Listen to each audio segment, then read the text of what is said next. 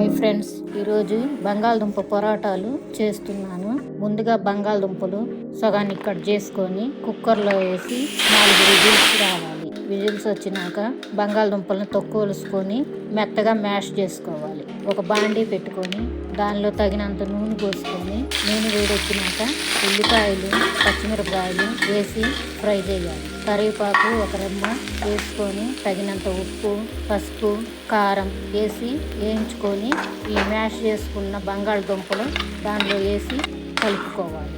పొరాటాలు చేయడానికి గోధుమ పిండి గట్టిగా చపాతీ పిండిలాగా కలుపుకోవాలి. బాల్స్ లాగా చేసుకొని చిన్న చపాతీ చేసుకోవాలి.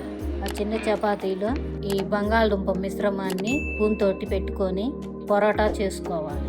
ఈ పొరాటాని పెంకు మీద వేసుకొని మీడియం ఫ్లేమ్లో బాగా 2 పక్కల గోల్డెన్ కలర్లో కాల్చుకోవాలి. అంతే, ఆలు పొరాటా రెడీ.